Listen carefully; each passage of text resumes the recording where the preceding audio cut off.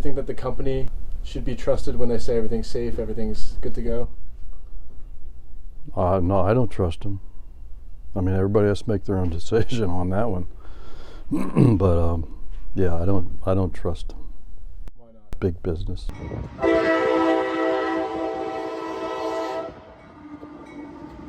I've driven through Ohio a few times while on road trips heading west from New York. I didn't ever think I would return to Ohio in order to report on an environmental disaster. On February 3rd, a freight train carrying millions of pounds of toxic chemicals derailed in the middle of East Palestine, a remote village of 4,000 people, 50 miles west of Pittsburgh. What I found in East Palestine, now 2 weeks later, was a tiny village being consumed by fear, private police, confusion, sickness, and entirely captured and corrupt environmental protection groups. After the derailment, toxic chemicals leaked from the train cars and remained on and around the tracks for 2 days. The tracks were cleared when Norfolk Southern, the corporation that owns the railroad, decided to line the poison-filled train cars with explosives and burn the chemicals instead of safely and carefully draining them. They called this a, quote, controlled ventilation. The explosion caused a toxic mushroom cloud to form over the entire town, and dust and particulates from the burnt chemicals fell down to the ground and coated the town like snow. East Palestine is a quaint town, and while driving around the roads that weren't blocked off by train authorities, I saw the town theater, the town car wash, the liquor store, the high school, and separating the town right down the middle is the now infamous railroad.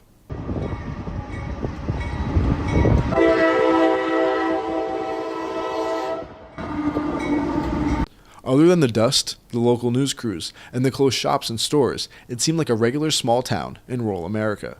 But after going to the creek, it was obvious that something was very irregular about the town, even though East Palestine was being told everything was safe. The creek was littered with death. Nothing was alive. Dead earthworms, dead fish, dead frogs, and even more dead fish.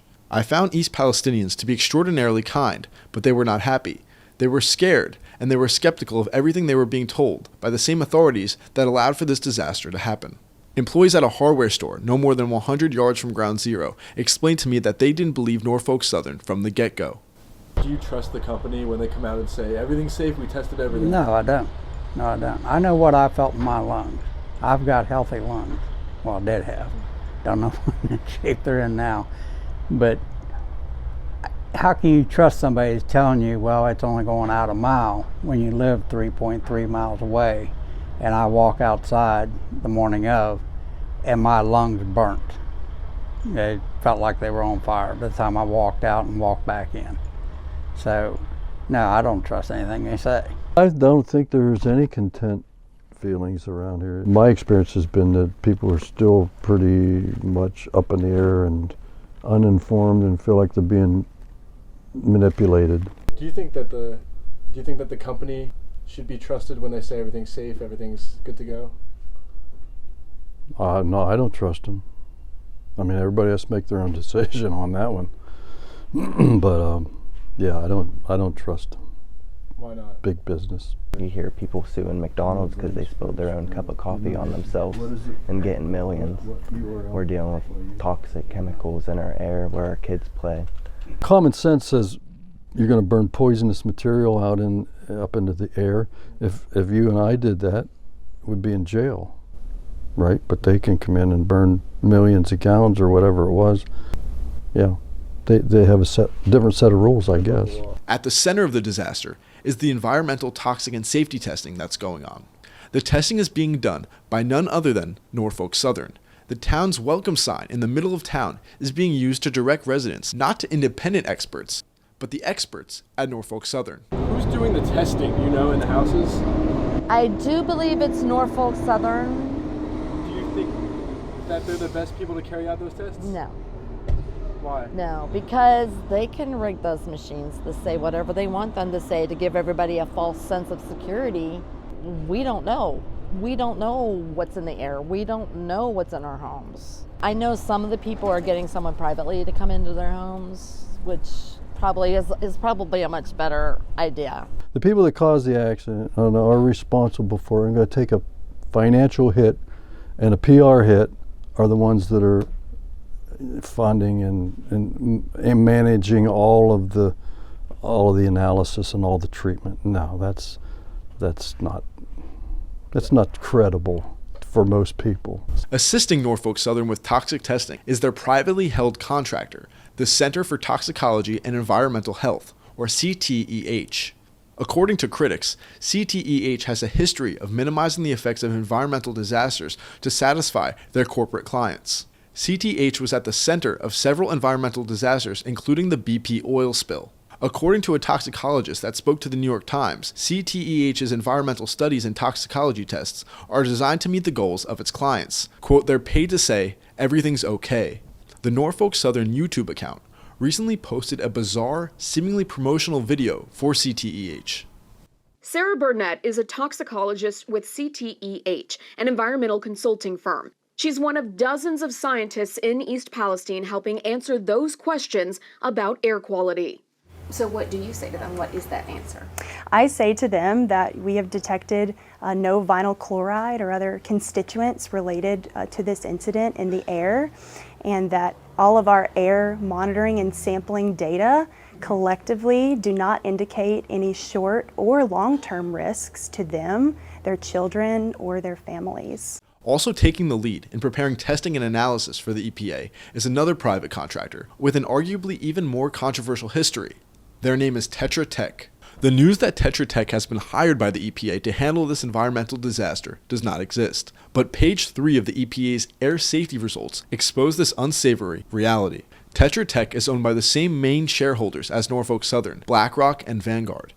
Tetra Tech is being sued by the Department of Justice for providing entirely fraudulent soil samples to the EPA in order to protect their client, the U.S. Navy. This willing attempt for the supposed environmental group to sweep a toxic radiological disaster under the rug has been called, quote, the biggest case of eco-fraud in U.S. history.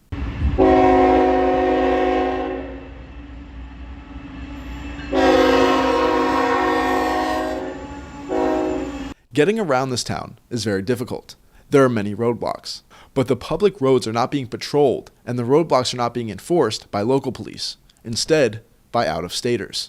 Private police, Norfolk Southern Police. The fact that a billion-dollar company's armed private police force is patrolling the streets of a tiny village where the company just committed an act of environmental terrorism is troubling, but true. Connor Spielmaker, the senior communications manager for Norfolk Southern, explained to me over the phone that Norfolk Southern PD is in fact the corporation's private police force, but they're only in town to, quote, assist local PD and make sure everyone stays safe.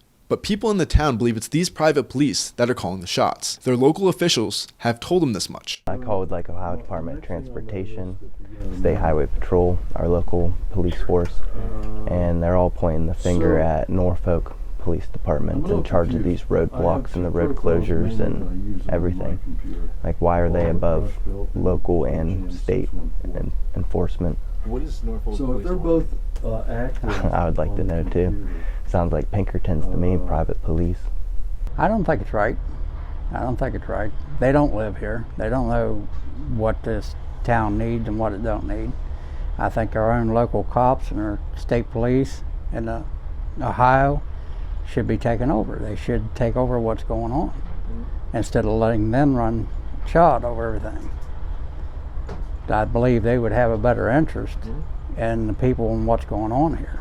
A guy named Brandon stopped in. I asked him for a card, but they don't have cards. Yeah, and a Dodge Durango driving around. It's an unmarked Dodge Durango, souped up with red and blue lights, out-of-state plates. And I talked to the police chief here in East Palestine.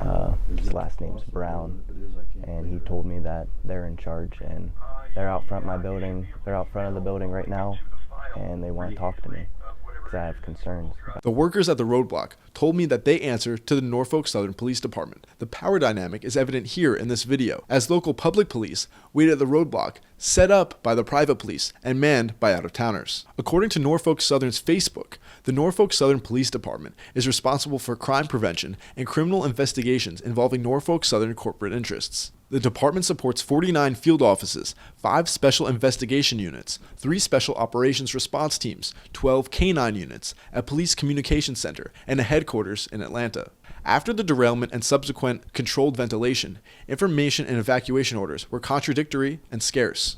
This letter was placed on residents' front doors, assuring East Palestinians that their children were safe, their pets were safe, and they likened the smoke to a wood fire. The letter is missing any government or company affiliation. The letter is filled with bold, incorrect, and scientifically unsubstantiated claims. When I asked Connor Spielmaker, the senior communications manager for Norfolk Southern, if this dubious letter was the work of the company, he candidly and perhaps accidentally explained, yes, it looks familiar. The gas station directly across the street from Brenda's place of work was evacuated during the incident. But even though she was closer to the tracks, she was never given the evacuation order or instruction, possibly poisoning her and her coworkers. Well, they evacuated those guys. They packed up and left. And then they walked across the street and I said, "Are you coming to evacuate me?" And he said, "No." And those guys were gone and we were here. We were here for 2 days after they were gone. You're actually closer to the railroads, right? To the tracks, yeah. I think it's the money. At basically what it boils down to. They'll pay one guy, but the guy across the street, they won't pay him because he's 1.1 miles from it. You know, and that's ridiculous. This water's been tested all the way down to Weirton, West Virginia, and they found traces of it. So if it's going that far in the waterway, where else is it going? You know, their main concern was to get the rail line open so they could move freight. That's all they cared about. When the guy from Norfolk Southern came on right after it happened to talk about, you know, their plans, the first thought that came out of his mouth was, you know, they're going to get this all cleaned and opened up and the tracks down and get the trains running. There was no talk about, well, you know, we're going to find out what people need. And, you know, people were thrown out of their houses. I mean, they couldn't stay there. But I haven't seen anybody from Norfolk Southern come in here and say, hey, you know, how's this affected you financially? Here's a check. You know, put your money where your mouth is. Don't spout all this baloney and, you know, feel good stuff and nothing really happens. People are still stuck in the motels and in their relative's house. And, you know, it's just total inconvenience and not getting much help. All of the East Palestinians that I spoke to have stories of wildlife and neighbors suffering from health effects or sickness that Norfolk Southern does not acknowledge. Brenda, an employee at a local gas station 20 feet from the railroad, explained to me that a family doctor told her sister-in-law not to return home, even though they were being told it was entirely safe by Norfolk Southern. I mean, my sister-in-law lives 2 blocks over and she can't even go home. Her doctor said for her not to go home, she's on oxygen. That's the doctor telling her, no, it's not a good idea for you to go home. It makes me feel frightened. I know the first day I came through, the sky was glowing after this all happened. So it's like, it's a sad situation. And I hate seeing these people in this town hurt because these are the nicest people. They are the nicest people you'd ever want to know. And I don't think they're being told the truth. The guy who works for me, Tim, you met him, right? And he told me today that I think it's his wife's little dog was outside, and then he went home and the little dog was just in there shaking like a convulsion. And he's not in the zone. Mm-hmm. He's north. He's about 3 miles from here. So that kind of got my attention. You know, because we have a little dog, and we've got the goats and all that, and the chickens are still there, and they laid for about a week, and then they kind of slowed down. And today I went in and there was no eggs. One of our customers came in, and they're south in Negley. I couldn't believe this. He said it was a skunk, and he said it was sitting in the driveway or the parking lot, and it just convulsing. I saw the video. And it just went on for a few minutes. He said they finally just put it out of its misery. And they also saw a raccoon, similar situation. I didn't get the detail, but I said, well, you know, because they're right there in Negley, right close by the waterways, so I'm guessing maybe it drank out of the stream. Who knows? I don't know what happened. Nobody really believes what's going on. You go try to buy water around town, nobody wants to drink the water, even though they say it's safe. At first, health effects on animals was considered conspiracy theory and rumor by authorities and the mainstream media. But that seems to be changing, according to the Washington Post, who who in the very beginning of the toxic derailment dismissed the disaster as a, quote, right-wing cause, is now reporting on thousands of dead fish and wildlife, interviewing residents in East Palestine whose pets have debilitating conditions because of the explosion and fallout. Kayla Miller spoke to the Washington Post and explained that some of her chickens now suffer from seizures and some have stopped walking entirely. They believe Norfolk Southern is putting their reputation and bottom line in front of people's health. They are under the impression that the, quote, controlled burn did not have to happen, but instead it was just the fastest and cheapest way to get their freight back on the tracks. I believe the controlled burn shouldn't have happened. I believe that it cost the railroad more to pump that liquid off and haul it away. It cost them more money and would have cost them more in time. They should have never released more of that chemical into the atmosphere and into the air we breathe. The railroad benefits from it because they're saving time and money. And I believe that's why they done the controlled burn. It gets them back on the rails faster. And it didn't help anybody around here. It had to benefit the railroad to do it that way.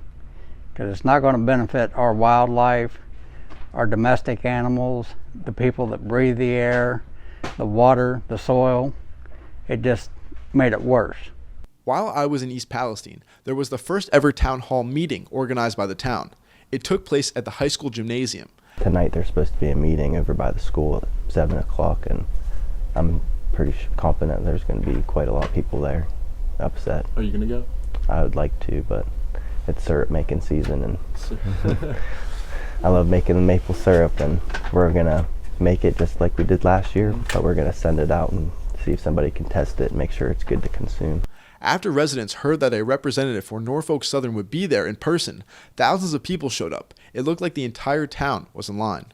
Soon before the start of the town hall, Norfolk Southern pulled out and decided not to come, citing the threat of possible violence. But according to the local police department, there was no threat. I was not surprised when they bowed out. Well, that's not taking care of your responsibility. It's almost like they just didn't want to talk to people. They don't want somebody saying something that they shouldn't be saying. It's like the narrative is all very much controlled. My house is in a very close proximity to Sulphur Run Creek. It's about 7 steps to my front door. When they came down to do my air testing, I was asking for more testing than just that. I wanted the water and soil tested. The creek runs with embankments on both sides. The creek swells when the water rises from a rainstorm, so I wanted testing. A gentleman came down from the railroad. He agreed that there was some concern, and he sent their senior toxicologist in to look at my house specifically. I got a phone call today from the railroad saying that my house is unsafe. They wouldn't recommend that I stay there. They're going to pay for all my moving expenses, first month's, last month's rent. I'm supposed to get an estimate back to them. It's not about money. If I would have been in that house with my 3-year-old daughter in those toxic fumes, I don't know if I'd be standing here talking to you today. And if they were wrong about my house, how many other houses are they wrong about? How many of these other people are sleeping in there? When I just told the mayor about this, no one even informed the mayor that it wasn't safe for me to go home. So if it's not safe for me to go home, no one should be going home. Like many other chemical disasters involving forever chemicals and carcinogens, the worst, in terms of the health effects, are probably, and unfortunately, yet to come. With private police roaming around and captured and corrupted environmental protection groups, the people in East Palestine are left to protect themselves. So with all of this uncertainty and all this toxicity and unknown, how do we live here? Would it become a ghost town at some point? There's all these questions we ask. You know, here's my question. Is BlackRock going to come in and buy all this?